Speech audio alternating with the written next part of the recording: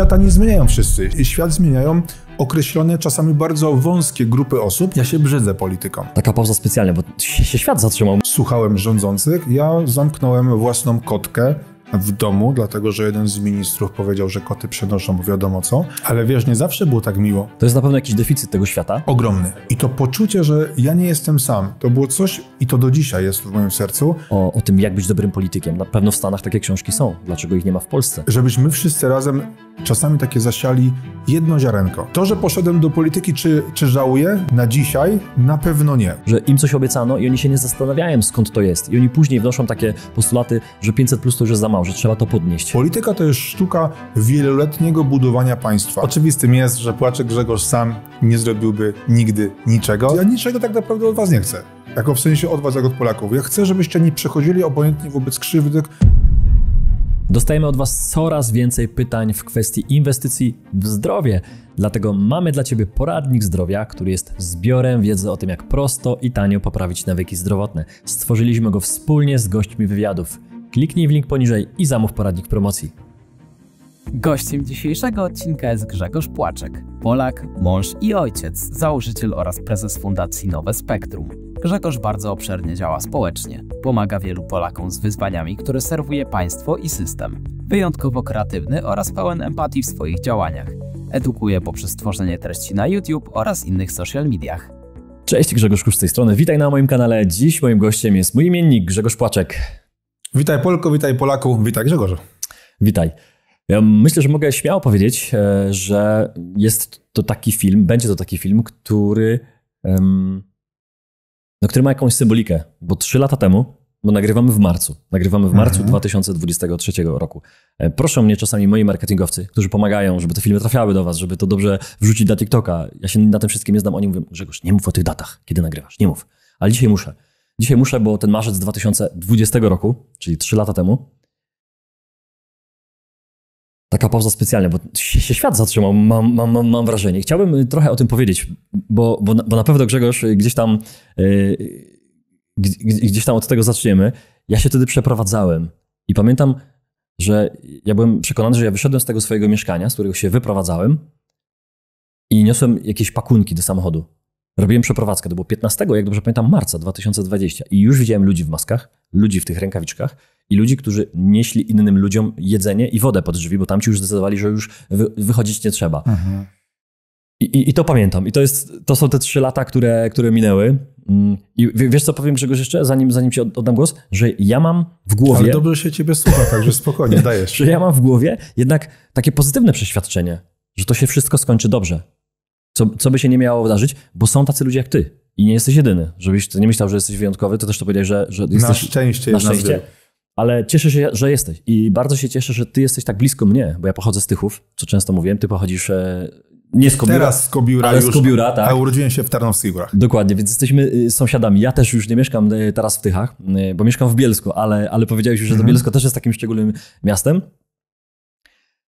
Ale to może jeszcze inaczej, bo ja tak mam, że lecą mi dygresje i ludzie mówią, o, Kuszu jest z tego znany. To zanim to pytanie. Jakby ktoś się dzisiaj spotkał w windzie, Grzegorz, i jedziecie na to 5. piętro, nie wiem, te 30 sekund i by cię zapytał, o, dzień dobry, w windzie się czasami ludzie spotykają. Czym pan się zajmuje? Co pan robi dla świata?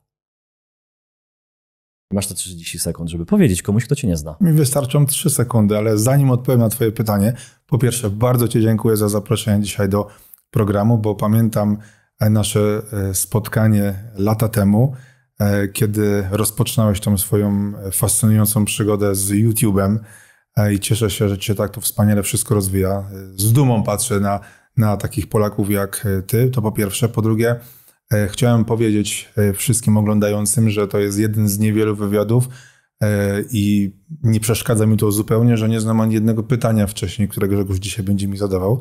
A i to chyba świadczy również o tym, że nam się po prostu dobrze rozmawia i dobrze się ze sobą czujemy. Ja też mogę powiedzieć, że ja nie znam żadnego pytania, bo ja, to już też mówiłem, 99% wywiadów mam bez pytań. Chyba że ktoś mnie prosi, żeby te pytania były, bo się ktoś bardziej komfortowo czuje, to się uginam. Ja nawet nie znam tytułu dzisiejszego spotkania, więc nie wiem, o co będę pytany, ale niech to będzie to pierwsze pytanie o tą windę.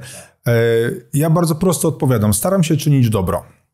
I to właściwie koniec mojej wypowiedzi, dlatego że uważam, że w obecnym czasie, patrząc się jak działają społecznicy, politycy, youtuberzy, zwykli ludzie, bardzo często brakuje mi takiej zwykłej, normalnej życzliwości. I jako z jednej strony tato, mąż, ale też obecnie prezes Fundacji Nowe Spektrum, staram się czynić dobro. To jest na pewno jakiś deficyt tego świata. Ogromny. Tego świata, który widzimy. My przed chwilką z Grzegorzem rozmawialiśmy o jajkach i o fryzjerze. Taki przykład, o nieruchomościach. Do tego zaraz, myślę, sobie wrócimy, zaraz czy za pół godziny, ale to dobro jest potrzebne. I to, że my się mylimy, to, że my robimy błędy, bo my też jesteśmy ludźmi i też się mylimy, też robimy błędy. Też mieliśmy w swoich prywatnych i biznesowych historiach jakieś sytuacje, że się pomyliliśmy. Ale ja myślę, że powiedziałeś też, zanim zaczęliśmy nagrywać, że ty umiesz podejmować decyzje. I to jest też taka bierność wielu ludzi, którzy się boją właśnie podjąć decyzję, bo zrobią źle, bo im się nie uda. A ty zrobiłeś też, nie będziemy o tym dzisiaj mówić, o błędach, pewnie wiele błędów życiowych, ale gdybyś ich nie zrobił, gdybyś nie podjął tych decyzji, no to dzisiaj byś tutaj nie był, nie mógłbyś pomagać światu. Ja mam bardzo podobną historię, że ja się bałem, że zrobię błąd, ale mimo wszystko szedłem do przodu z tym strachem i często przegrywałem.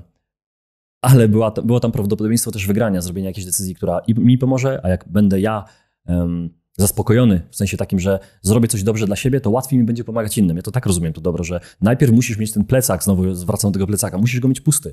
Żeby pomagać finansowo, też trzeba mieć swoje finanse poukładane. Żeby pomagać światu, to trzeba go zrozumieć. I ty wtedy w marcu 2020 roku zacząłeś, mam wrażenie, nie rozumieć świata, bo z tego mainstreamowego wielkiego pudła w salonie przerzuciłeś się na internet, z tego co pamiętam, i zacząłeś widzieć inne treści i zacząłeś zadawać pytania, które nie będziemy wchodzić w szczegóły, co tam się działo, bo już powiedziałeś to wielokrotnie, ale mnie to fascynowało, bo ja tak na ciebie trafiłem. Ja zobaczyłem gościa, który miał Kobir w nazwie i mówię, kurczę, sąsiad, nie? Z wioski obok. Mówię, ale super, to on jest za lasem. Ja jestem w małym mieście, a za lasem w mniejszej miejscowości jest po prostu ten Grzegorz, który tu nadaje z internetu. Mówię, wow. I się zastanawiałem, czy tam jest tylko ciekawość, czy tam jest więcej odwagi, czy tam jest niezgoda na ten świat. Czego tam było najwięcej na początku? Grzegorz, jeszcze tylko 2 zdania na temat tych błędów.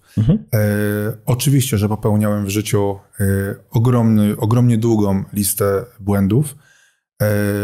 Mogłem podejmować w życiu niektóre decyzje lepiej, sprawniej, ale błędy mają to do siebie, że mają różną wagę. Są takie błędy, które mają wpływ na twoje całe życie, ale są też takie, które są często niezauważalne przez kogoś, ale pozwalają ci w przyszłości, kiedy jesteś w podobnej sytuacji, podejmować inną albo lepszą decyzję, bo wyciągnąłeś pewien wniosek ze swojego błędu.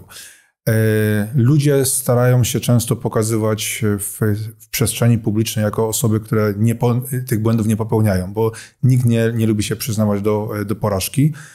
Ja staram się mieć wielki szacunek dla osób, które potrafią się przyznać do popełnienia błędu publicznie, jeżeli on zostanie gdzieś tam wyciągnięty, bo inaczej nazywam to po prostu często hipokryzją. Jeżeli widzę, że coś białe jest białe, a ktoś jednak wie, że popełnił błąd i mówi, że coś jest innego koloru, ja takich ludzi po prostu, to nie jest moja bajka. Ja patrzę się na nich jak przez kalkę, ja z taką osobą porozmawiam, natomiast uważam, że sztuką czy menedżera, czy społecznika, czy człowieka, czy męża, czy taty w przyszłości, a to jest umiejętność wyciągania wniosków ze swoich błędów.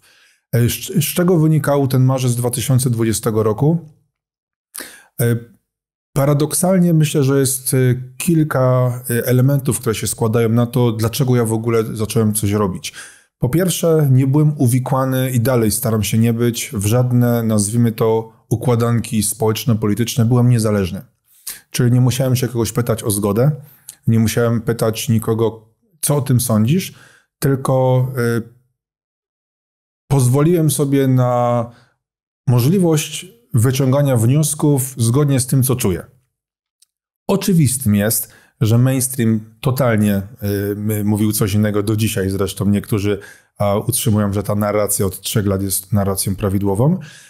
I ja byłem również w tej grupie, która kompletnie spanikowała. Czyli ja jestem i tutaj nie uważam, że to było błędem, tylko to był efekt tego, że ja słuchałem rządzących. Ja zamknąłem własną kotkę w domu, dlatego że jeden z ministrów powiedział, że koty przenoszą wiadomo co. Ja kupiłem kuwetę i kota zamknąłem w domu, więc żebyśmy rozumieli początek tej przygody. To, co mi najbardziej pomogło, ty też na pewno jak masz swój kanał, masz takie etapy, że w pewnym momencie czujesz, że szybko poszedłeś do przodu, czasem jest spowolnienie, potem znowu coś się wydarza, albo ciekawy wywiad, albo ciekawy gość, albo jakiś temat, który akurat jest nośnym tematem. Natomiast to, co mi bardzo pomogło, to jest, i pamiętam doskonale ten dzień, to jest dzień, kiedy opublikowałem na moim nic nieznaczącym w tamtym czasie kanale Grzegorz Płaczek-Kobir, przyznam, że od strony marketingowej nazwa jest żadna. I opublikowałem post, kiedy chciałem wyrzucić właściwie z siebie tą emocję związaną z tym, że ja nagle się dowiedziałem z Ministerstwa Zdrowia, z tego pisma o faktach, które wydawały mi się bulwersująco ciekawe. I opublikowałem to na tym moim kanale i w ciągu kilku godzin dosłownie liczba tych komentarzy, tych udostępnień, tych lajków, tych wiadomości, mówimy o tysiącach, a wcześniej to były reakcje 2-3. I to poczucie, że ja nie jestem sam, to było coś, i to do dzisiaj jest w moim sercu, coś, co mi dało niesamowitą energię. I cały czas próbuję o tym pamiętać, bo wiem, jakie to jest ważne, że w tym, co robimy, mimo że jesteśmy często obrażani, że jesteśmy często napiętnowani, że mainstream nas zwalcza, że wam blokują filmy na YouTubie i tak dalej, dostajecie strajki, to ważne jest to, żebyś, ja przynajmniej mówię za siebie, żeby czuć, że robisz coś dla kogoś i nie jesteś sam. To jest niesamowicie ważna dla mnie energia. Ale myślę, że ty masz to samo. Rozmawialiśmy krótko przed dzisiejszym wywiadem i właśnie mówiłeś o tej reakcji ludzi, o tym, że oni piszą, dzwonią, telefonują. To jest coś, co powoduje, że nam się po prostu chce, bo wiemy, że ta nasza energia idzie w jakimś kierunku, gdzie ona się potem rozprasza w takim jakby w dobrym kierunku. No to ludzie potrzebują kogoś takiego. Mhm.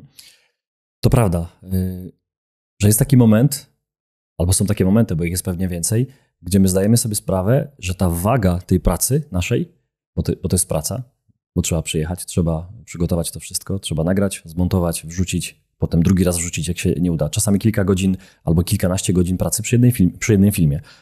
Uśmiecham się tutaj w kierunku Dawida, który stoi za mną, który montuje te filmy i wie, że to jest bardzo dużo pracy przy tej jakości. I my zdajemy sobie po czasie czasami wagę, ile te filmy znaczą. My je wrzucamy tylko na tego YouTube'a i zobaczy to. 1000 osób, 10 000, 15 i to są tylko liczby. Mhm. Ale jak sobie uświadomimy, że zobaczyło to 1000 osób, to jest 1000 osób, które gdzieś żyją, mają na kogoś wpływ i mogą coś zrobić pozytywnego lub negatywnego. Zależy, o czym są te filmy i co tam jest. Czy tam jest ten ładunek pozytywny, czy negatywny. I tu mówiliśmy o tym, że kilkukrotnie, pewnie wiele sytuacji było takich, że ktoś się spotykał i mówił w sklepie gdzieś: panie Grzegorzu, ja wiem, co pan robi, tak? Do ciebie się odnosząc, że robi pan super pracę i może ja dzisiaj muszę się zachowywać tak, no bo jestem gdzieś tutaj w takim miejscu, jestem, nie wiem, stomatologiem i muszę się gdzieś chować za maską, ale świetną robotę pan robi i jestem jak najbardziej za. Więc to się zaczęło pewnie rozlewać niesamowicie po Polsce, że to zaczęło rosnąć i ty zacząłeś widzieć, że z tego małego komputera w małej miejscowości, z pokoju, gdzie ty byłeś sami, miałeś te 3 lajki, które dawała żona czy mama z pokoju obok, żebyś się czuł dobrze, a potem nagle były te tysiące, setki tysięcy i dzisiaj jest na całą Polskę. Ale wiesz, nie zawsze było tak miło. Bo, może inaczej, zawsze było miło, ale czasami nie wiedziałeś, czy będzie miło, bo ja pamiętam taką sytuację, kiedy wchodziłem kiedyś do windy, to było jedno ze spotkań, gdzie z Piotrkiem Szlachtowiczem jechaliśmy na spotkanie, chyba to była centralna Polska, ale już nie pamiętam dokładnie lokalizacji, wchodzę do windy po śniadaniu i obok mnie staje potężnie zbudowany mężczyzna, patrzy się na mnie z góry i pyta: pan Grzegorz Płaczek? Ja mówię: tak. I tak sobie pomyślałem, pewnie dzisiejszego dnia nie przeżyję. Tak. I on do mnie mówi: szacun. A ja, człowieku, spociłem się właśnie. Czyli jest z tobą, jest za. No właśnie, to są też takie momenty, gdzie różne są momenty, to trzeba powiedzieć, że to nie są tylko takie super momenty, że masz lajki, że masz komentarze, że widzisz, że te twoje filmy idą do świata. I jeśli jest film, który ma 100 000, ty mówiłeś czasami, że zasięg na Facebooku miałeś tam po prostu taki, że aż nie wiedziałeś, że taki może być, że to kilkaset tysięcy, nawet powyżej 1 000 000 ludzi mogło obejrzeć. I to jest niemożliwe, że to cała Warszawa zobaczyła, czy cały Kraków, czy setki tysięcy ludzi w całej Polsce zobaczyło i to dotarło. Więc to jest takie niesamowite paliwo, to tak się mówi często jako truizm, ale to jest paliwo, że to daje taką radość. Ale oczywiście to jest również, Grzegorz, w twoim przypadku. Wiadomo, że nie ma możliwości, żeby za każdym razem wasi widzowie oglądali każdy twój film. Oczywiście życzę ci tego, ale to jest niemożliwe. Tak. Możliwe. My nawet jak oglądamy, nazwijmy to, podglądamy niektórych, ciebie też podglądam, więc nie jestem w stanie każdego wideo zobaczyć. Mam życie i mam fundację. Natomiast ważne jest to, co robisz ty na przykład, że trzymając pewien poziom, pewną merytorykę, pewną klasę, masz w swojej osobie taki bardzo przyjemny czar, łatwo się z tobą rozmawia, żebyśmy wszyscy razem czasami takie zasiali jedno ziarenko. Bo to jedno ziarenko zostanie w kimś. Nawet jeżeli przez miesiąc ktoś cię nie będzie oglądał, to on będzie pamiętał, że kogoś takiego jak Grzegorza, takiego jak ty widział, że gość mówi z sensem, że gość jest miły. To jest, wydaje mi się, coś, o czym musimy pamiętać. Ja czasami naprawdę mam takie poczucie, że ja wolałbym świadomie dotrzeć do 500 osób niż do 100 000, którzy by tylko gdzieś tam mnie zobaczą, usłyszą i nie przeanalizują.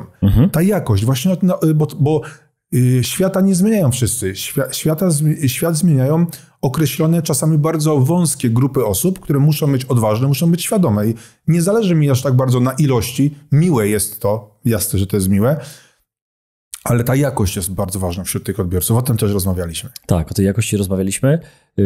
Mam dzisiaj tak dużo wątków, chyba dawno nie miałem, że po prostu wiem, że mam cię tu tylko na chwilę, że nie jesteśmy w stanie rozmawiać tutaj jeden dzień. I w zasadzie zastanawiam się, które są najważniejsze, bo zrobiłeś w ciągu 3 lat tak dużo. Już teraz są obok ciebie osoby, które ci pomagają, więc robicie już wspólnie dużo.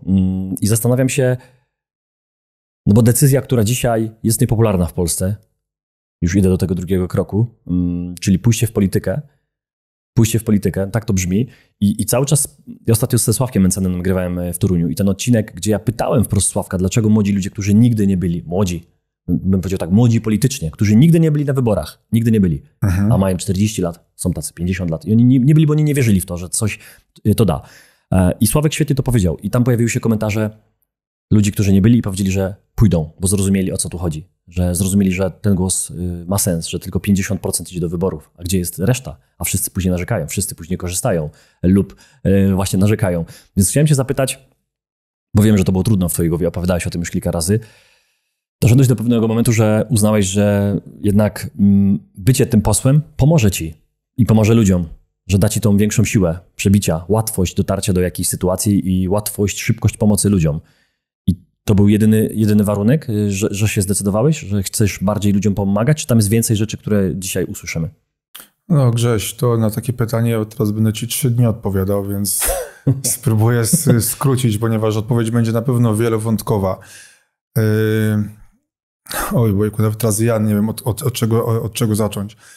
Po pierwsze, podjęcie decyzji o to, żeby tak zwanie wejść w politykę jest bardzo trudną decyzją.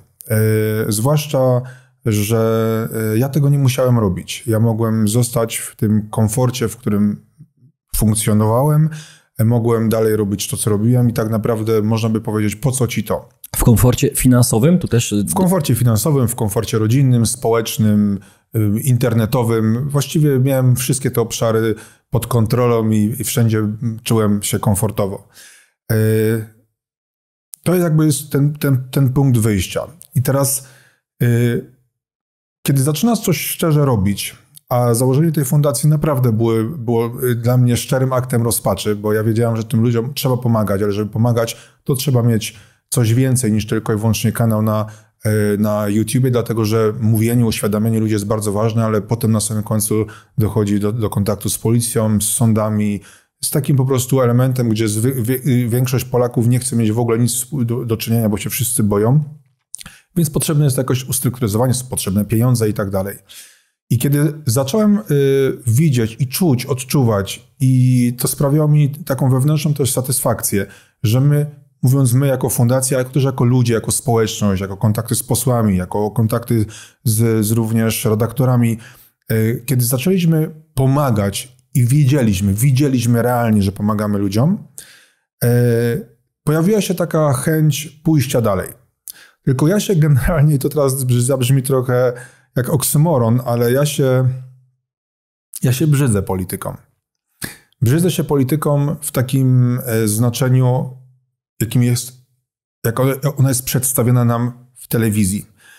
Brzydzę się tym, że patrzę się na polityków i oni mówią coś, co nie ma żadnego sensu, ale nie z punktu widzenia oceniania tego, co ktoś mówi przez pryzmat mojego serca, mojej duszy, mojego mózgu, ale przez pryzmat takiej ogólnej logiki. Jest coś takiego jak logika, w związku z tym, jeżeli ktoś ewidentnie mnie okłamuje i ja mam udawać, że ja czegoś nie widzę, to w pewnym momencie, nie wiem, czy jest związane z wiekiem, zaczął mi to po prostu przeszkadzać i czułem taką niemoc, a chciałem po prostu robić coś lepiej, szybciej, sprawniej i tak dalej. W moim przypadku bardzo trudna była ta decyzja, Grzegorz również, dlatego że właściwie niemal cała rodzina nie słyszałem aplauzu. Było wiele próśb, żebym przemyślał, było wiele próśb, że stracę tak zwaną niezależność, bo wejście do Sejmu zawsze cię wiąże z jakąś grupą osób, które walczą o podobnie widzianą Polskę. I oczywiście, że się tego bałem. No, byłbym kompletnym idiotą, gdybym nie brał tego pod uwagę. Bałem się również, i to do dzisiaj kołaczy mi gdzieś z tyłu głowy, w jaki sposób wytłumaczyć ludziom, że wchodząc do polityki z czyjejś listy, bo ja wchodzę jako niezależny kandydat, ale z czyjejś listy, w jaki sposób zapewnić ludzi, że będę robił wszystko, żeby zapewnić samego siebie, że wciąż zostaję tym samym Grzegorzem, który spowodował, że ludzie, mam nadzieję, przyjdą i zagłosują na mnie.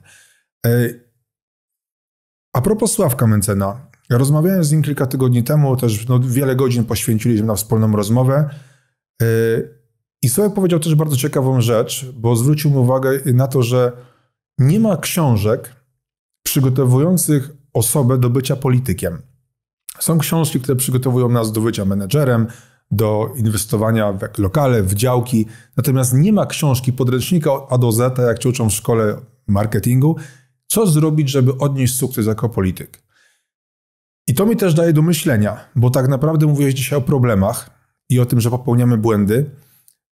Obawiam się, że każda z osób, które będzie wchodziła do polityki, będzie tych błędów popełniać dużo. Ja niewątpliwie muszę się też do tego przygotować, zwłaszcza, że teraz w tej przestrzeni, w której my jesteśmy i ty również jesteś, raczej zyskujemy sympatyczne komentarze, pozytywną energię. Wejście do polityki to jest, tak sobie wyobrażam tą przestrzeń, to jest wejście z tą energią, ale natychmiast zmierzenie się, no już nie tylko z przyjaciółmi, tylko z wrogami politycznymi, z osobami, które mają potężne nieraz interesy finansowe. Nie każdy poseł jest tam ideowy. Ja sam znam wielu posłów, których gdy miał taką władzę i miałbym taki przycisk wymień, to bym chętnie taki przycisk przycisnął. Ale no co zrobić? Ktoś tak naprawdę wybrał kogoś, komu zaufał.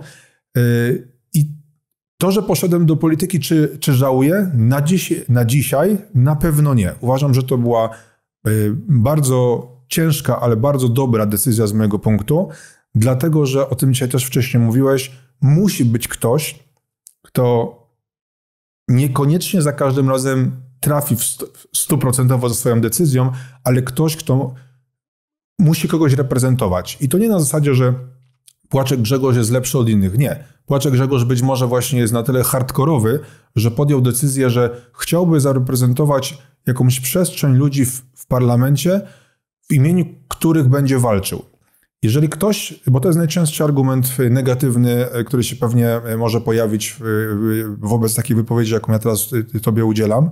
Jeżeli ktoś mówi, że idzie się do polityki dla pieniędzy, to zapewniam, że nie w moim przypadku.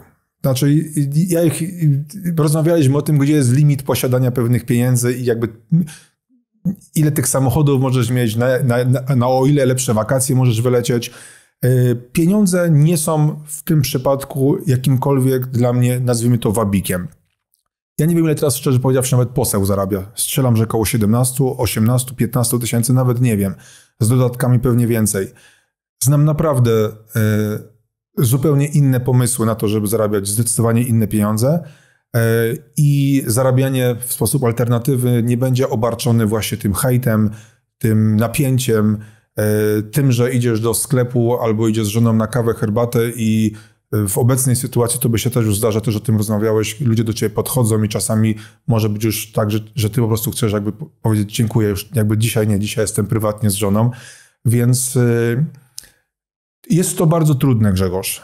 Mam też świadomość, że będę musiał bardzo uważać, ale już łapię w tym wszystkim, o co tu chodzi, na to, z kim będę budował, nazwijmy to, koalicję, ale nie koalicje związane z partiami politycznymi, tylko wiadomo, że samemu niewiele można zdziałać. Musi być zawsze grupa osób, tak samo jak dzisiaj jesteśmy my tutaj przed kamerami, ale jest ekspert twój, który 2 lata temu też notabene był podczas nagrywania naszego pierwszego wywiadu i wy jesteście grupą. Ja też muszę mieć jakąś grupę.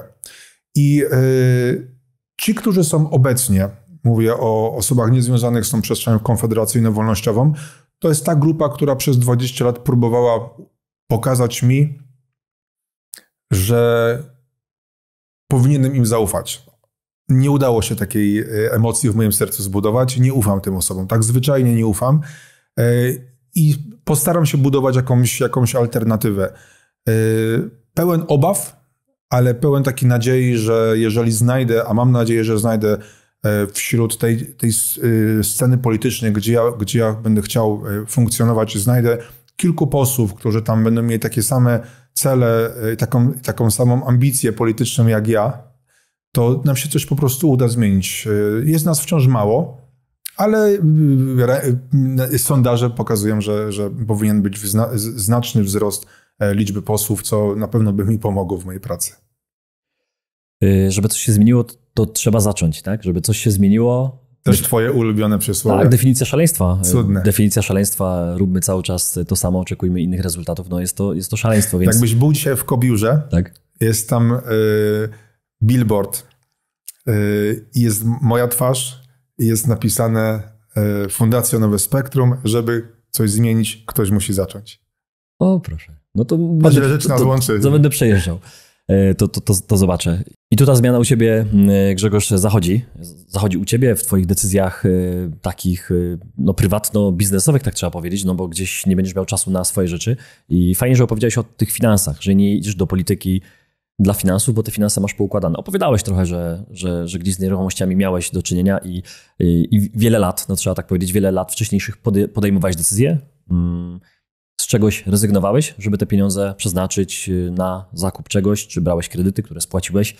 No i dzisiaj daje ci to jakiś spokój finansowy na jakimś poziomie. Że... Ten spokój finansowy, Grzegorz, ty też masz, tak. Bo jeżeli byś go nie miał, to byś dzisiaj też ze mną nie siedział tutaj. Tak.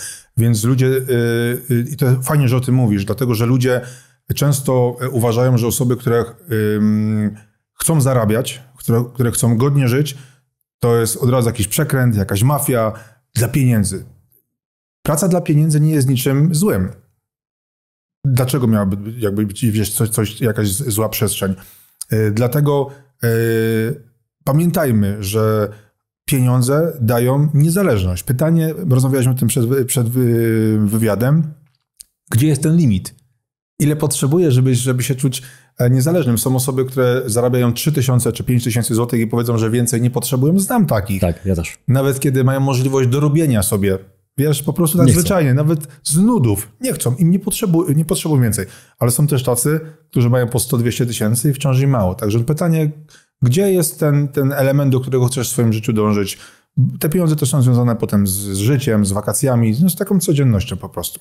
Tak, że słowo wystarczy nie dotyczy pieniędzy, ktoś kiedyś powiedział i to sobie przypomniałem teraz, ale była faktycznie taka rozmowa dzisiaj, że rozmawialiśmy o kimś, kto ma mało w naszych oczach, że ktoś na przykład zarabia 2000 miesięcznie i jest w stanie się za to utrzymać i to jest szacun. Dla mnie jeszcze w stanie jest dzieci utrzymać i cały dom za te pieniądze.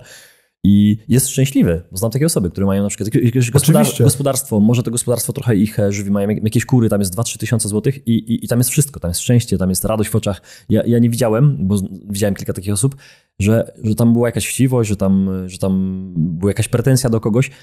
Znasz tą historię o rybaku, który siedzi na plaży i łowi? Oczywiście. No Chyba nawet na kanale kiedyś ją przytaczałem, także świetna historia o rybaku. Nie będziemy o niej mówić, ale wpiszcie sobie w Google, na pewno wyskoczy.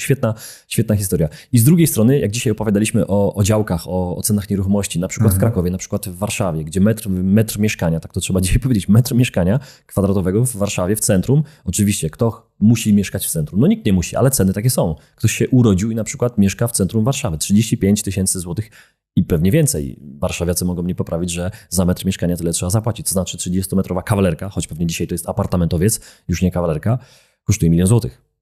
Ile ludzi dzisiaj pracujących za 5-7 tysięcy złotych może to kupić? No i rozwarstwienie społeczne się pojawia od razu. Niesamowite. Ludziom się wydaje, że w Warszawie ludzie wszyscy dużo zarabiają. Nieprawda. Nieprawda. Ja też znam ludzi, którzy zarabiają tam 5 tysięcy złotych, 6 tysięcy złotych i oni mówią, to nie wystarcza na normalne mieszkanie. Nie da się mieszkanie wynająć i jedzenia, i metra opłacić, żeby te pieniądze wystarczyły. Trzeba mieszkać 2 godziny w tej ostatniej, najtańszej dzielnicy, żeby to pogodzić. Tak to wygląda. Ale wracam do tego naszego tematu, żeby za daleko nie odjeżdżać. Chociaż mam ochotę, bo ty jesteś chłopakiem, na którym myślę, że o wielu tematach moglibyśmy porozmawiać. Ale wracam do tej decyzji twojej, do decyzji, decyzji politycznej.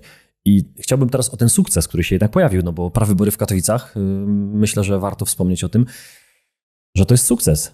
Czy ty spodziewałeś się, że tyle ludzi się pojawi, że ludzie przyjadą z całej Polski, że ludzie przyjadą nie tylko oddać głos, ale też z jakąś informacją, że chcą cię przytulić, podziękować, że chcą zobaczyć cię na żywo. Chłopaka, który przez 3 lata siedział przy komputerze, pisał te listy, pisma do ministerstw w ich imieniu, często pomagał i nic za to nie dostawał. Po prostu był niewyspany, jeździł po Polsce i ci ludzie przyjechali i niejako część osób podziękowała za twoją 3-letnią pracę, niezapłaconą, tak to trzeba powiedzieć. Co ty poczułeś wtedy w Katowicach? Słuchaj, podejmowanie decyzji w życiu inaczej wygląda i pewne oczekiwania, kiedy masz nad wszystkim kontrolę w 100%. Jak kupujesz działkę, kupujesz lokal, kupujesz samochód, idziesz, sprawdzasz i wiesz, podejmujesz decyzję bazując na konkretnych przesłankach. W przypadku lajków, komentarzy i ilości wyświetleń, kiedy jeszcze tego nigdy wcześniej nie robiłeś, podejmujesz decyzję w ciemno. Ale wiodła mną taka myśl, że wszystkie wcześniejsze decyzje, które przynosiły mi takiego kopniaka życiowego, taki wiatr w żagle, to były decyzje, które podejmowałem. Jeżeli nie podejmiesz ciężkiej decyzji, to nie pójdziesz nigdy do przodu. Może się czasami niestety cofniesz 2 kroki w tył, bo się pomylisz. Natomiast patrząc się na wszystko, na zmianę pracy, na podróżowanie, na małżeństwo, to zawsze były decyzje. I podjąłem tą decyzję z duszą na ramieniu, bo oczywiście, że czułem w sercu, że nie powinno być blamażu, ale nie oczekiwałem, że do jednego miasta w tak ważnym okręgu wyborczym uda mi się ściągnąć tyle osób w ten jeden dzień, że rzeczywiście otrzymałem taką liczbę głosów, jak wszyscy łącznie kandydaci w całej Polsce razem nie zdobyli. Więc nie mogło to nie zostać niezauważone, nazwijmy to, przez kolegów polityków. Bardzo przyjemny dzień, wiele łez, potężne zmęczenie, potężny ból głowy. Kiedy zobaczyłeś ten tłumy i kiedy zszedłem na dół w tym budynku, patrząc się, jak te wybory przebiegają i nie widziałem końca tej kolejki, to pierwsze na zasadzie pytanie, które się pojawiło: o Boże, oni wszyscy na pewno będą głosować na kontrkandydatów. Ale kiedy przychodziłem obok tych ludzi i mówiłem zresztą do nich, prosząc ich, żeby nie szli do domu, że niezależnie od tego, na kogo głosują, żeby jak już przyjechali, żeby oddali te głosy, żeby zmaksymalizować prawdziwość tych wyborów, żeby wszystko po prostu było od A do Z. Nie wiedziałem, kto to jest i na kogo będzie głosować. To po samych twarzach, po samych oczach, po samych uśmiechach, po samych serdecznościach, ja już wtedy widziałem, że ci ludzie są moi. Nie wiedziałem, czy na mnie zagłosują, ale ja wiedziałem, że ta energia jest taka, która powinna być. I moment ogłaszania wyników, kiedy usłyszałem tą liczbę głosów, no aż zamarłem, aż chyba wybuchłem wtedy w ogóle takim okrzykiem, bo się nie spodziewałem, nikt się nie spodziewał, to poprosiłem mojego największego kontrkandydata, żeby stanął obok mnie. Bo chodzi o to, że ci ludzie przyjechali zarówno dla mnie, jak i dla kontrkandydata. I dlaczego o tym mówię? Dlatego, że te wybory w Katowicach, mam nadzieję, że będą też jakimś początkiem tutaj dla nas na okręg katowicki, bo ja nie wyobrażam sobie, i tego na przykład nie lubię w polityce, że jeżeli startujesz do wyborów i jest kontrkandydat, który jednak jest w twojej przestrzeni, bo tam nie był ktoś z PiS-u, z PO, wiesz, z innych partii politycznych, tylko to byli nasi, tylko czasami inaczej widzący świat, może czasami mniej sprawni, bardziej sprawni. Jeden jest blondynem, drugi jest szatynem i tak dalej, natomiast generalnie jesteśmy z przestrzeni. To nie może być tak, że w momencie, kiedy wygrywasz, ci ludzie są odstawieni na boczny tor. Moim zdaniem to jest błąd. Moim zdaniem trzeba wykorzystywać właśnie tą energię. No i teraz, Grzegorz, cały ambaras polega na tym, w jaki sposób nie zawieść tych ludzi i spowodować, żeby oni, na przykład patrząc się na moją osobę w okręgu katowickim, żeby uwierzyli, że za 3, za 5, za 10 lat ja naprawdę będę ich godnie reprezentował. To jest cała ambaraz. Jak to teraz zrobić, żeby nie spalić tej pozycji wyjściowej? I to jest pytanie takie, które komu zadać, bo myślę, że wielu naszych widzów, ja też mam to w głowie, ja studiowałem politologię też przez jakiś czas. To nie znałem tego wątku. Gdzie tam był kierunek dziennikarski, tylko dlatego. Stąd tak ci dobrze idzie. Tak. Znaczy ja dziennikarstwo studiowałem, bo chciałem być blisko piłki nożnej. To było tak, że grałem kiedyś w piłkę, później miałem kontuzję, później chciałem być na tych stadionach, jak już biletów nie będzie, więc uznałem, że zawsze dziennikarz sportowy wejdzie, nawet jak pełny stadion sprzedany będzie. I poszedłem faktycznie w tym kierunku, ale kariery tam nie zrobiłem, mimo że pracowałem trochę w mediach. Ale też finanse są potrzebne na jakimś poziomie, żeby ten spokój finansowy, o którym dzisiaj mówiliśmy, był. Tam go nie było, dlatego ta moja decyzja o zmianach. No to myślę, że temat wywołałeś bardzo ważny, czyli takiego zawodu, który jest w społeczeństwie i politycy tej wolnej Polski. Niektórzy pamiętają te wolne wybory, tak?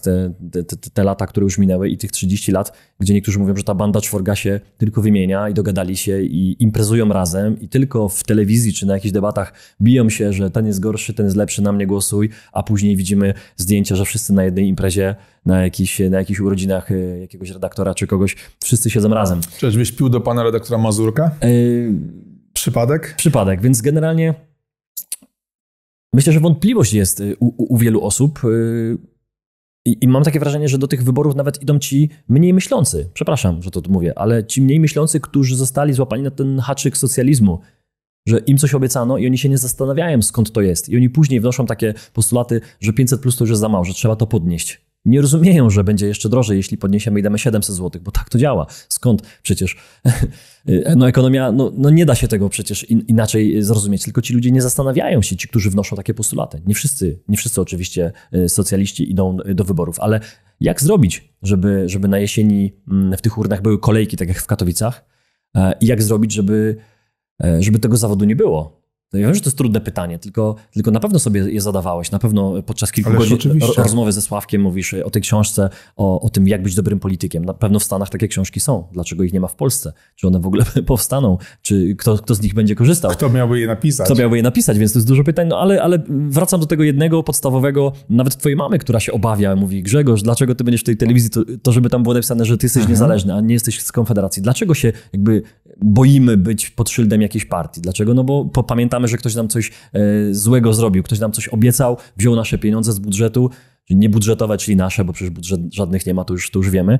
Więc o to mi chodzi, że to jest ta bita żona, my dzisiaj opowiadaliśmy. Zbił mnie, ale lekko, tak? Więc lepiej, może mu uwierzy, że teraz będzie lepiej. Więc chodzi o tą świeżość, o tą nowość, o której również mówił Sławek, że my możemy dalej nie wierzyć, że ta nowość coś zmieni, no ale to co? To poddać się i zostawić znowu to stare, tych emerytów, posłów, którzy już 30 lat siedzą, niektórzy więcej i tylko dbają o swój interes. Ja to tak myślę. Więc do ciebie pytanie, Grzegorz, bo znowu ja więcej mówię. Jaki ty masz na to pomysł, żeby właśnie nie zepsuć się w tej polityce? Zacznijmy od tego, że bazując teraz na mojej znajomości z posłami, których poznałem w ostatnich latach, niestety, i tutaj jest rozczarowanie, mam dosyć wąską ławkę posłów, których uważam za ideowców. A uważam, że poseł powinien być ideowcem, dlatego że w godzinie próby, tak i to pokazały ostatnie 3 lata, posłowie, którzy pochowali się w swoich norach i nie podejmowali niebezpiecznych decyzji, mało czasami lubianych przez mainstream, to ci przetrwali, ci, którzy nic nie robili, ci przetrwali i nie mogą się ani pochwalić sukcesem, ani jakąś wpadką, się wycofali. Tak samo jest teraz temat związany z wojną na Ukrainie. Są tacy, którzy mówią tak, są tacy, którzy mówią inaczej, ale są tacy, którzy się znowu wycofali. Znam takich. A w kuluarach sejmowych mówi się to często, że czasami warto usiąść nad brzegiem rzeki i popatrzeć, jak płyną trupy, żeby właśnie nie popełnić błędu. Takich posłów nie lubię. Szanuję, rozmawiam, podam rękę, zjem obiad, natomiast nie lubię dlatego, że uważam, że poseł powinien być wyrazisty.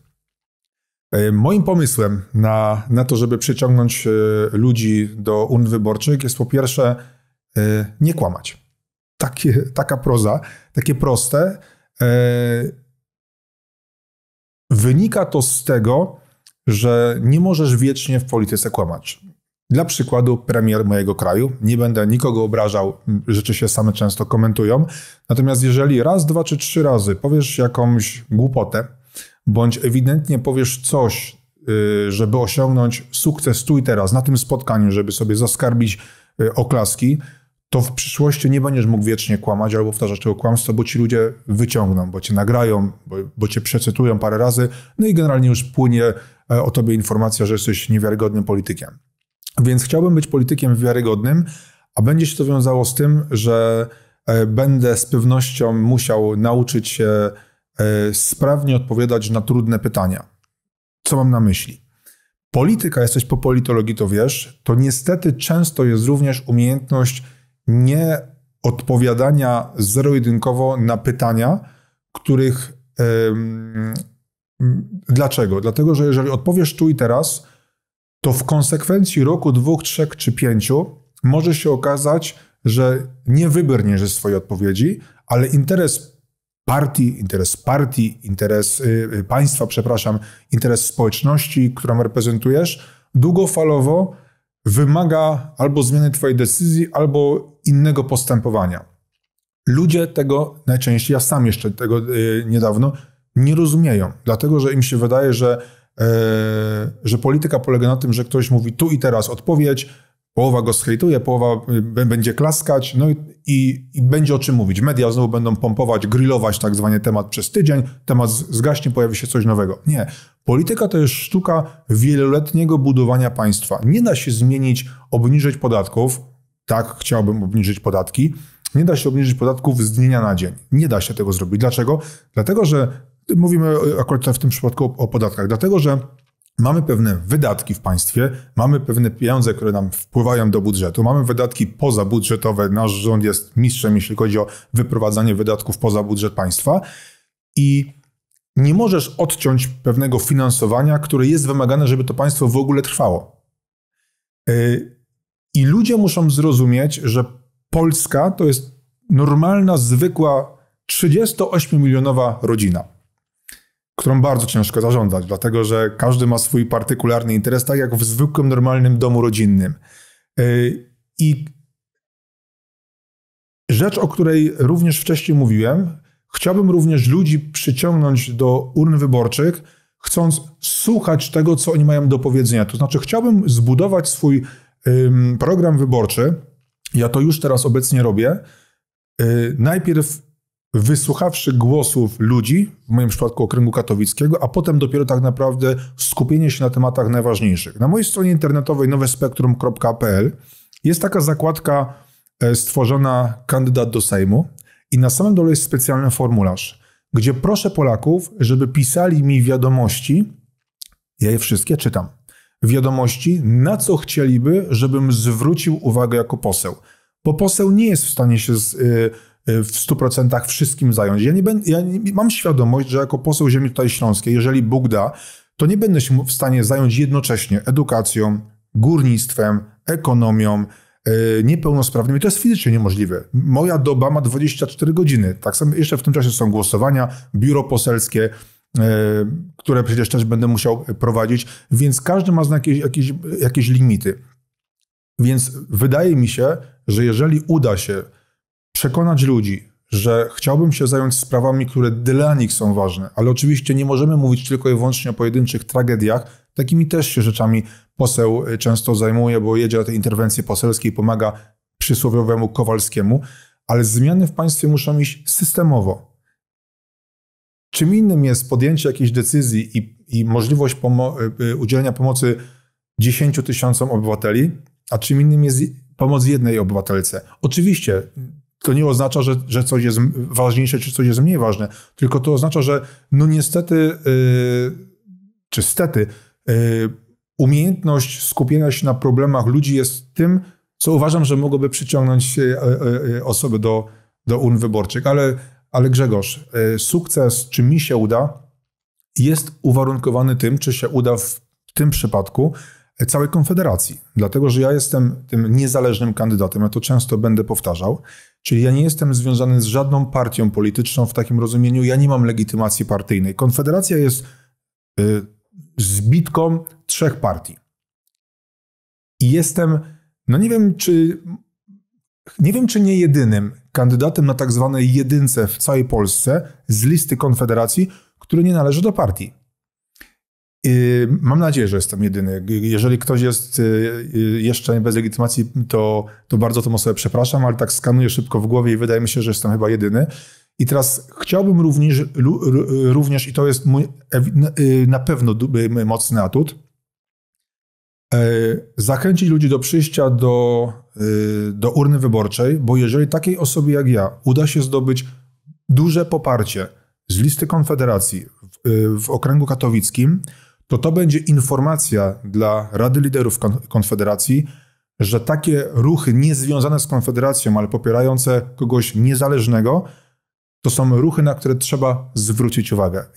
To, że mnie dopuszczono, bo przecież mogli mnie nie dopuścić, były przypadki, że kandydaci byli odrzucani jeszcze przed prawyborami, to tylko jest informacja, gdzie otworzyła się furtka w Konfederacji. Jeżeli my pokażemy swoją siłę, to ja w przyszłości mogę wspomagać te ruchy, które nie należą do żadnej z partii Konfederacji, pokazujące weźcie nas też pod uwagę. Przyciągnijcie te głosy. Być może w skali kraju to jest 150, może 200 tysięcy głosów. To są te osoby, które nigdy nie chodziły na wybory.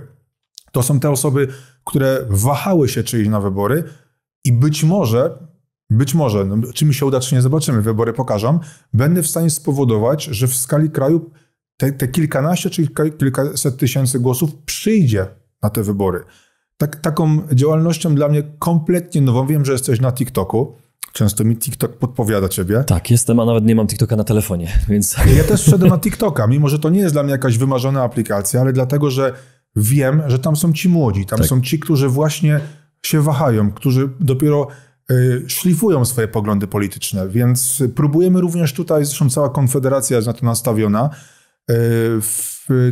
rozwijać to wszystko. Jest oczywiście tutaj trochę ułatwione moje działanie, dlatego że ja nie mam za sobą tej historii politycznej.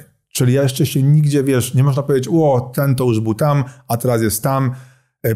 Pan premier Morawiecki raz jest w PO, a teraz jest w PiS-ie. Pan Gowin raz był tam, potem przeszedł do PiS-u, a teraz... Ja tego nie mam za sobą, więc to też mam nadzieję, że taka świeżość, to o czym dzisiaj wcześniej mówiłeś, mam nadzieję, że spowoduje, że te osoby po prostu wyjdą z domu i pójdą zagłosować. Grzegorz, ważne pytanie, które może się nie pojawiło nigdy jeszcze, bo często mówisz o sukcesach i mówisz o tym, co się udało, a na pewno, nie wiem, może tak było, ale na pewno, tak mi się wydaje, że miałeś takie momenty, kiedy zamykałeś się w pokoju i nikt nie widział. To, że płakałeś, to już wiem, to nie tylko nazwisko jest ale emocje są ogromne, ale ile miałeś takich momentów, albo czy one były, że ty mówiłeś, że kurczę, już się nie da, że ten system jest za mocny, że jest za dużo tam koneksji, za dużo przepisów, za dużo jest tych drzwi do pokonania, że ty po prostu nie możesz, tak? Już swoim listem, swoją fundacją, swoim Facebookiem za mało tego mam. Coś potrzebuję więcej i chyba to już jest koniec, nie? Nie umiem już dalej się przebić i poddaję się, zrobiłem swoje, ale dalej już się nie da. Ile miałeś takich momentów i czy one w ogóle były? Oczywiście, że były. Zwłaszcza w ostatnim roku, czyli w 2022, te chwile słabości wynikały z kilku znowu rzeczy. Po pierwsze, są momenty, kiedy chciałbyś pomóc, ale nie masz narzędzia, żeby komuś pomóc, bo na przykład posłowie, do których zwracasz się z prośbą, nie reagują. Nie wynika to może ze złej woli, tylko być może robią właśnie coś innego i ratują komuś innemu świat. Albo wynika to z tego, że nie masz możliwości bycia w danym miejscu o danej godzinie, bo na przykład już wiesz, że w tym czasie bierzesz udział chociażby w jakimś wywiadzie czy w jakiejś konferencji. Ale bywa też czasami tak, Grzegorz, że jesteś po prostu zwyczajnie zmęczony. Tak, w takim znaczeniu, że po prostu jesteś zmęczony, padasz na twarz.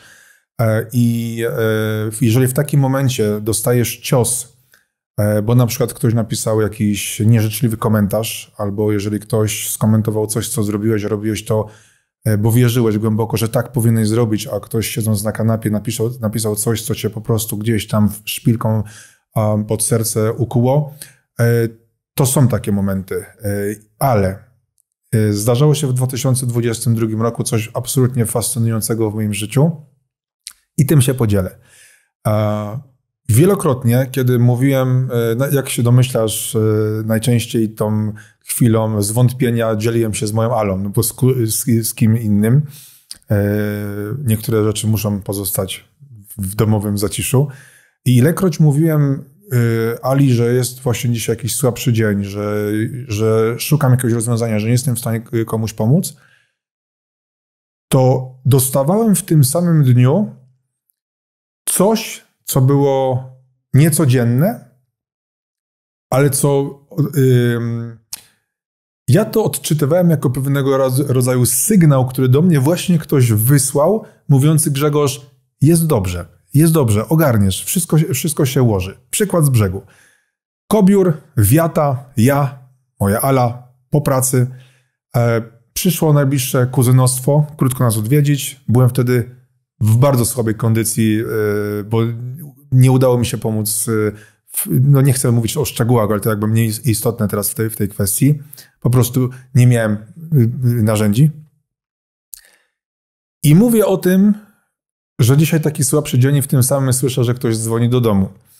Idę do domu, otwieram, a przyjeżdża kurier i od nie wiadomo kogo przywozi mi obraz jako prezent z serdecznymi pozdrowieniami i z podziękowaniami za to, co robię. Inny przykład z brzegu, też obraz, tych obrazów mamy kilka, nie wiem gdzie to potem w tej nowej siedzibie fundacji będę wieszał, ale muszę jakoś to wszystko poogarniać. Też taka chwila zwątpienia przed komputerem, przychodzi dzwonek do drzwi, otwieram, przyjeżdża małżeństwo, które akurat w takim idealnym dniu też miałem taki słabszy trochę dzień. Przyjeżdża pod furtkę i mówi, że jedzie z Gdańska w góry na krótki urlop, są malarzami i wiedzą, sobie wygooglowali, gdzie jest siedziba fundacji, przywieźli mi również namalowany przez nich obraz i chcą mi po prostu powiedzieć zwyczajnie dziękuję. Inny przykład, kiedy też taki dzień, kiedy rzeczy mogłyby się toczyć lepiej, otrzymuję skromny podarunek merci. Po prostu ktoś włożył w kopercie i książeczkę Nie jesteś sam.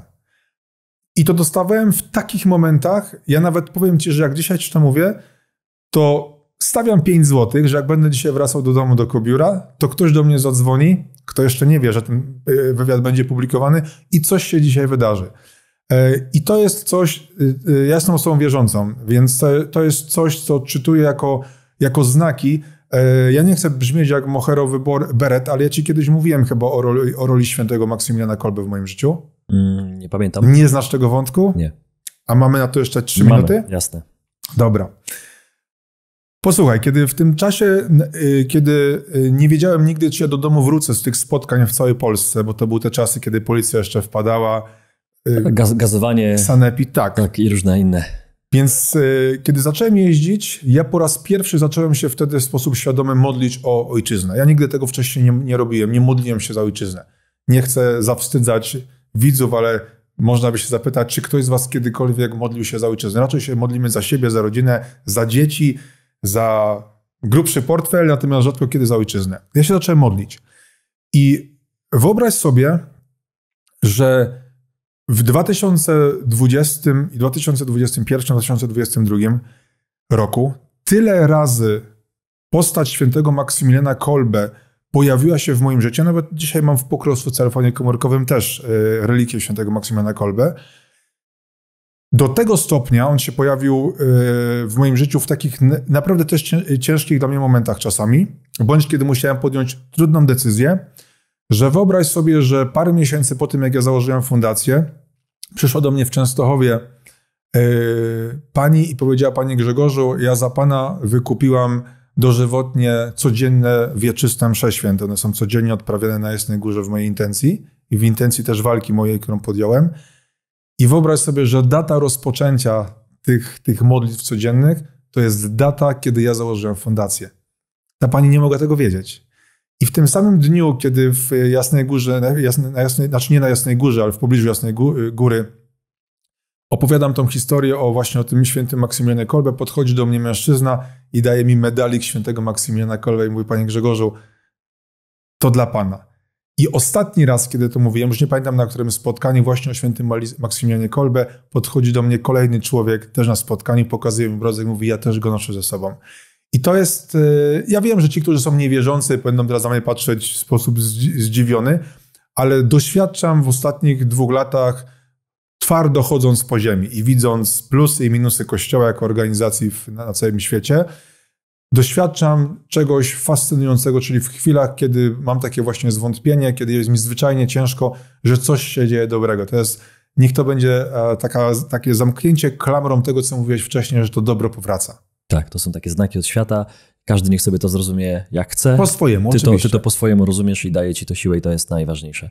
No sporo powiedziałeś, ale myślę, że to są ważne rzeczy. Ja kiedyś słyszałem o jednej kwestii związanej z wybieraniem polityka w jednym kraju azjatyckim. I poprawcie mnie, szczególnie Wojtek Sirik, znam, zależy, na pewno Wojtku będziesz wiedział, czy to jest Singapur, ale jest taki kraj na świecie, gdzie polityk, poseł czy jakiś minister musi po pierwsze mieć finanse z tyłu, czyli nie iść dla pieniędzy do polityki. To jest pierwsze. Jak ja to usłyszałem, to mówię wow. I to był pierwszy punkt. Drugi punkt, znać języki, czy tam język, chociaż jeden, i mieć z tego egzamin, czyli zweryfikować, czy zna, a nie, że kupił sobie wczoraj i mówi, mam jakiś dokument.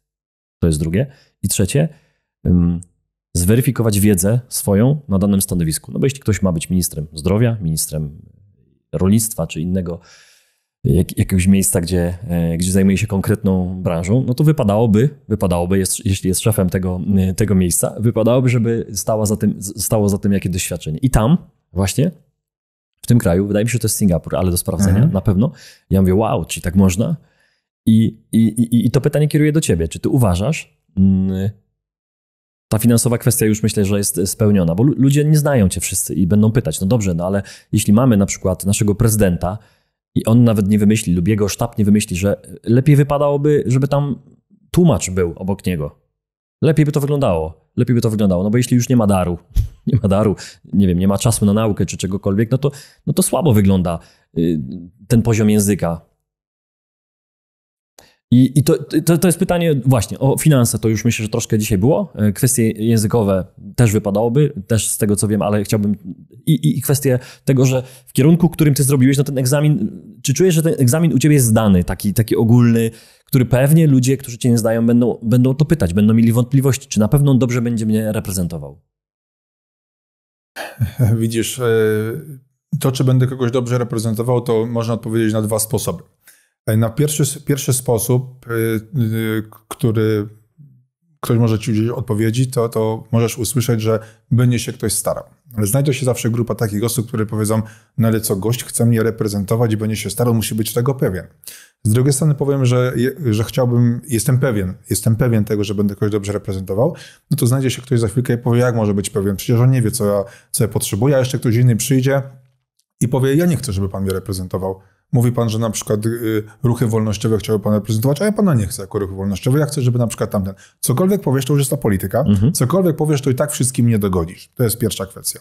Druga kwestia, znajomość języka obcego w przypadku bycia posłem, w przypadku tego faktu, że jesteśmy w Unii Europejskiej. Nie każdemu to się podoba, że jesteśmy w Unii, ale jesteśmy w tej Unii. Jest na pewno umiejętność znajomości języka obcego bardzo przydatna. Dlatego, że ja chociażby ostatnio, kiedy byłem w Strasburgu i rozmawiałem z posłami z różnych państw, którzy tworzą COVID Committee, z wszystkimi rozmawiałem w języku angielskim, co powodowało, że ja nie muszę mieć tłumacza, co powodowało, że my nawet w przysłowiowych przerwach, kiedy szliśmy na obiad, zwykle ten tłumacz wtedy nie jest obecny, mogliśmy po prostu swobodnie ze sobą rozmawiać. I myślę, że są jakieś takie standardy, o czym przed chwilką mówiłeś, że polityk powinien spełniać. Mówiłeś załóżmy, że to jest Singapur.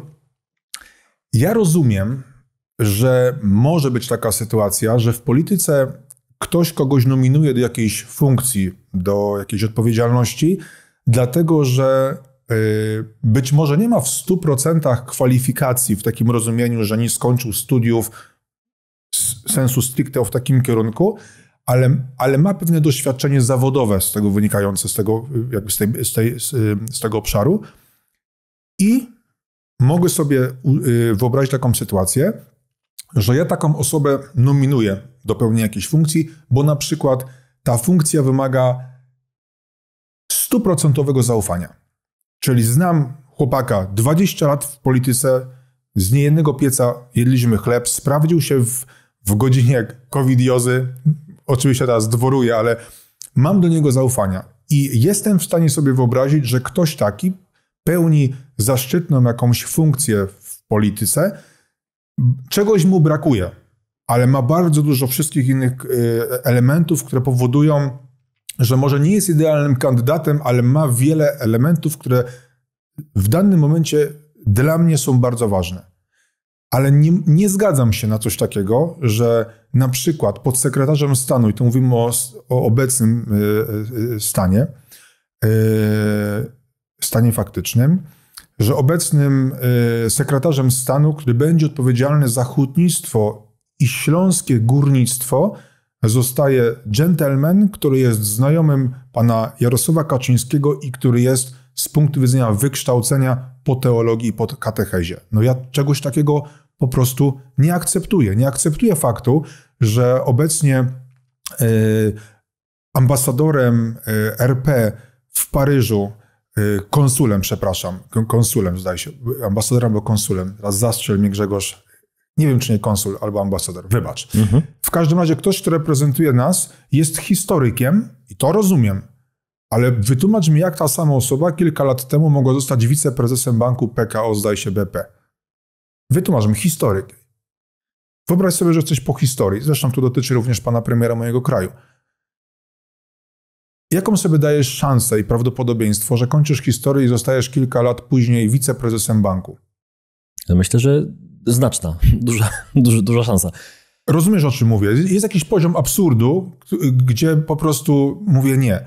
Ja rozumiem, że mogą być znajomości. Życie się opiera często na znajomościach, na tym, czy kogoś lubisz, czy kogoś nie lubisz, czy kogoś uważasz za eksperta. Są osoby, które nie są być może wykształcone w kierunku, ale bardzo ładnie, bardzo merytorycznie potrafią się wypowiadać na jakieś tematy, bo na przykład dużo czytali. Albo się zainteresowali za młodu czymś innym, a potem się zainteresowali innym tematem. No ale jest jakiś poziom, którego po prostu, po prostu zwyczajnie nie akceptuję. Grzegorz, na pewno jeszcze jeden wątek, który chciałbym dzisiaj poruszyć. Jest ich dużo, tak jak powiedziałem. Ja dzisiaj mam myśli więcej niż czasu, ale ten jeden wątek warto poruszyć. To są osoby, których nie widać. To jest pomoc, która jest za tobą. To są osoby, których nie widać również u nas. My nagrywając to w Katowicach, mówię tak kolokwialnie w piwnicy, w małym pomieszczeniu w piwnicy w Katowicach, wydaje nam się, że my tu jesteśmy i nikogo nie ma, a jak to wychodzi na świat, to później ludzie piszą, super, robicie robotę, chcemy wam pomóc jakoś. Jak możemy wam pomóc? Jak możemy wam się odwdzięczyć? Ale my robimy taką skalę YouTube'ową, tak? My nie wychodzimy na taką skalę, jak ty planujesz i czego ci życzę, żebyś miał takie tsunami pomocy, tak bym to nazwał, że to jest na początku, wiesz, nic, mała fala, ale jak ona się rozkręca na tym oceanie i ona później jest w stanie dopłynąć na drugi brzeg, gdzieś tam na drugim kontynencie i tego ci życzę. I chciałbym zapytać właśnie o te osoby, które są, a których często nie widzimy. Te osoby, które działają i ta skala w Polsce jest niesamowita, że później ktoś mówi, Grzegorz, robisz świetne rzeczy, ja nie wiedziałem, że taka osoba będzie, że może będziesz politykiem. Nigdy nie chciałem się babrać w tą politykę, tak jak ty powiedziałeś, że brzydzisz się polityką i chciałbyś nową jakość polityki robić. I często te nowe osoby, które myślą podobnie jak ty, one mówią, ja też ci w stanie jestem pomóc, że jeśli ty mieszkasz w Kobierze, a ktoś potrzebuje pomocy w Szczecinie, no to ty tam nie dojedziesz szybko autem, ale my mamy na przykład to, my mamy to. Jak to wygląda? Opowiedz troszkę o tym więcej, bo na pewno ta tylna kanapa tych pomagających, dobrych dusz polskich na pewno jest i ona rośnie. No jest. O nich prawie nie powiedzieliśmy w ogóle. Dobrze, ja może zacznę od sprostowania tego, co Grzegorz powiedział. Co prawda tutaj niby jest piwnica, natomiast ściany są pomalowane, kurzu nie ma, jest czysto. To okay, tak, dobra. Żebyśmy... To się zgadza, tak. Tak, to ale jesteśmy na poziomie -1. Na -1. Biurowca, dlatego. Potwierdzam. Tak. Potwierdzam. Więc tak, oczywistym jest, że Płaczek Grzegorz sam nie zrobiłby nigdy niczego, dlatego że w pojedynkę byłbym po prostu za słaby. Ta siła, która poszła i która się uruchomiła w sposób naturalny od już teraz 3 lat, to jest moc ludzi. Są osoby, które są mi bardzo bliskie w codziennych działaniach. Taką osobą, która jest kompletnie niewidoczna, jest moja Ala, czy moja żona, a która się oddała sercem w 100% mi, fundacji, ludziom. Pokazała się, zdaje się, tylko raz ze mną na takim odcinku kiedyś świątecznym. Pamiętam. Natomiast ja zresztą kilka razy ją prosiłem, żeby gdzieś tam się z mną pokazała swoją twarz, ale pokazała również to, że cały czas jest, funkcjonuje, ale nie jestem w stanie jej przekonać. Czuję się komfortowo właśnie z tego tak zwanego tylnego fotela. Są też osoby, bardzo dużo na Śląsku, których z imienia i nazwiska nie będę wymieniał. Dlaczego? Z wielu powodów. Po pierwsze, mam świadomość taką, że nasza działalność ocierała się w pewnym momencie o działalność prawie że antysystemową. Co oznacza, że próbowaliśmy ograniczyć z imienia i nazwiska nawet wymianę wspólną korespondencji i nazywanie się tak po imieniu i po nazwisku, bo służby nie śpią. Wiem, że szczęśliwi ludzie chodzący po ulicy na co dzień w ogóle nie myślą o tych przestrzeniach, natomiast miejmy świadomość, że jest coś takiego jak są to, czy są efektywne, czy nie w swoim działaniu, to jest jakby zupełnie inna historia. Natomiast są służby, których celem jest rozbijanie jakichś działań, ruchów opozycyjnych, więc ta grupa osób, my to nazywamy teamem. To jest, nie ja wymyślałem nazwę tej grupy, to jest grupa osób absolutnie oddanych sprawie, widzących Polskę w bardzo podobny sposób jak ja. Są również stowarzyszenia, fundacje, liczne zrywy, które rozproszone po całej Polsce w ciągu ostatnich 3 lat pomagały fundacji, przy czym niestety, i tutaj to jest rozczarowanie, dużo tych stowarzyszeń wzajemnie, niezależnie od nas, tam w innej części Polski, albo się porozbijało, albo się pokłóciło, albo się zmieniło nagle w 2 albo 3 różne stowarzyszenia. No bo jak się domyślasz, że doskonale o tym wiesz, jednym z takich problemów tych ruchów wszystkich wolnościowych jest to, że bardzo dużo jest więcej liderów niż grupa potrzebuje. I zaczynają się ścierać charaktery, zaczynają się ścierać również różne oczekiwania i te grupy słabną. Natomiast to, co nie słabnie, to jest również takie wsparcie zwykłych, normalnych ludzi. To wsparcie jest niesamowicie różnorodne. Wsparciem jest na przykład przesłanie mi 2 świeżych soków z jabłek, słoika miodu, kamienia w kształcie serca, osobistego już teraz 2 listu do mojej żony przez małżeństwo, które dziękuję mojej żonie za to, że mi pomaga. To są różnego rodzaju kukiełki, to są różne pacynki, to są książki, ale to jest też, ale to już nie indywidualnie, to jest również wsparcie finansowe dla fundacji, bo to jest coś, od czego nie ucieknę. Fundacja musi mieć swoje finansowanie. To są oferty, o czym wcześniej też mówiliśmy na zasadzie, panie Grzegorzu, wygląda pan na zmęczonego, zapraszam na parę dni do mojego pensjonatu wypocząć na przykład. Więc to wsparcie nie zawsze jest wsparciem, Grzegorz, tylko i wyłącznie merytorycznym i to jest też coś bardzo pięknego, dlatego że nie wszyscy ludzie są w stanie zawsze pomóc nam merytorycznie. Wynika to z wielu rzeczy. Po pierwsze jednak mamy wysoki poziom również w Polsce osób, które czytają prosty tekst bez zrozumienia. I to nie chodzi, żeby kogoś obrazić, tylko to są po prostu fakty, wystarczy sobie tak zwanie wygooglować. I to są osoby, które wciąż mają często biało-czerwone serce. To są osoby, które są dobrymi Polakami, ale Bóg nie dał im po prostu takich możliwości sprytnego wyciągania wniosków na przykład z tekstów.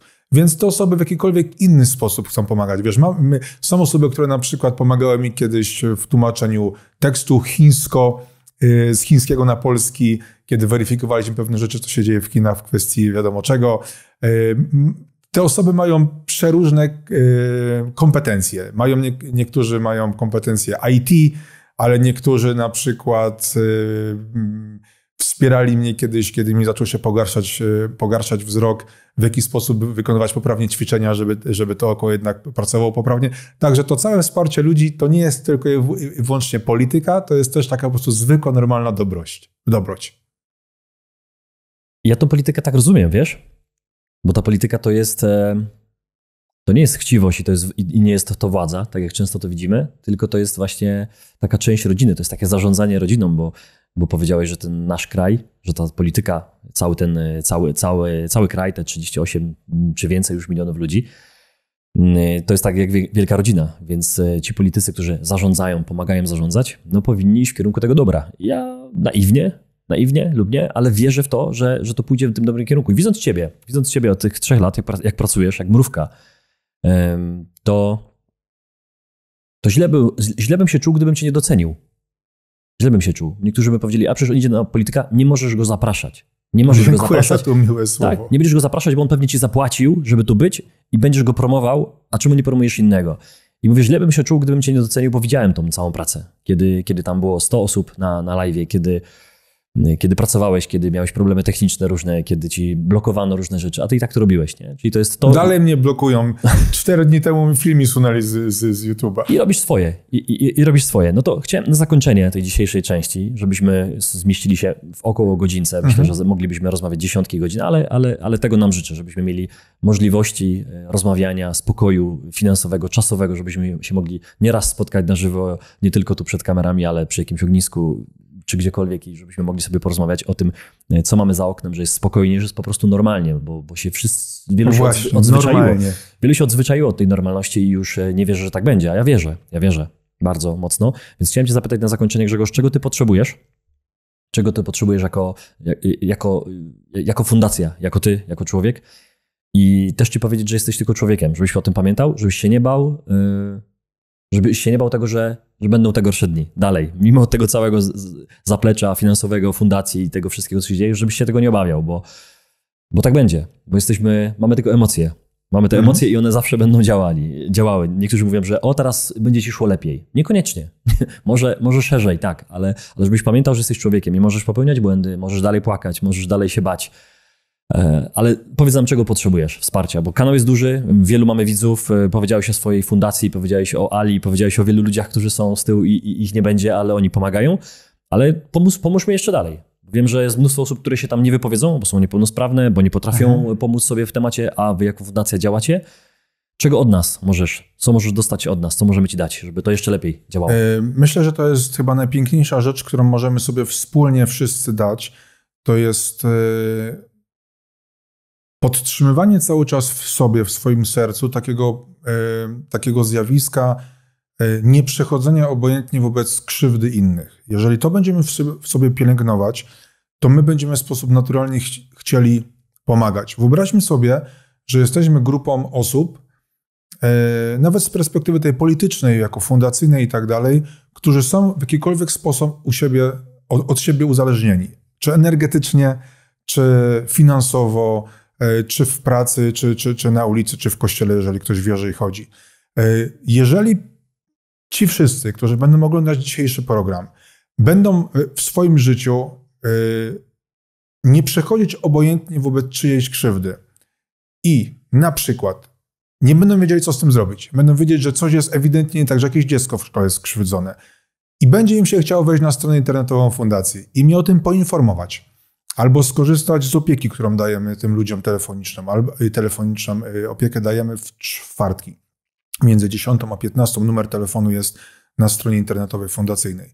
Albo na przykład będą sami chcieli się obronić przed czymś w znaczeniu, że system na przykład ich w jakikolwiek sposób karze, uszkadza, robi im coś złego, krzywdzi ich tak zwyczajnie, to żeby wobec tej niesprawiedliwości nie stali obojętni, żeby zadzwonili do nas. Ja niczego tak naprawdę od was nie chcę. Jako w sensie od was, jak od Polaków. Ja chcę, żebyście nie przechodzili obojętnie wobec krzywdy, dlatego że my jesteśmy w stanie zmienić tylko wtedy ten system, jeżeli my będziemy go zwalczać albo go zmieniać. Zwalczanie jest również formą zmiany pewnego systemu. I my mamy do tego narzędzia, tylko że ludziom najczęściej się nie chce. Albo się boją. No i tego bym tak naprawdę sobie życzył, żeby po prostu ludzie się angażowali w taką codzienną walkę z tym systemem, a jeżeli myślą, że są sami, to nie są sami. My mamy możliwości. Mam nadzieję, że jeżeli Bóg da, zostałbym tym posłem, to będę miał zdecydowanie inne kolejne możliwości. Będziemy mogli przeprowadzać te interwencje poselskie. Chciałbym korzystać często z tego narzędzia, więc nie stójcie obojętnie. Czasami tak jest w życiu, że się nie da pomóc komuś tu i teraz, ale w perspektywie roku są takie momenty w życiu, które mogą się wydarzyć i umiejętność czynienia dobra jest czymś, co mi bardzo pomoże. Mhm. I tym dobrym akcentem myślę, że możemy zakończyć. Chciałem Ci, Grzegorz, bardzo podziękować. Ja Tobie również. Chciałem, żebyś się na koniec jeszcze pożegnał w swoim stylu. No dobra. No to w takim razie Polko i Polaku, przytulajcie się, kochajcie się, całujcie się i dbajcie o polskie rodziny, bo polskie rodziny są najważniejsze.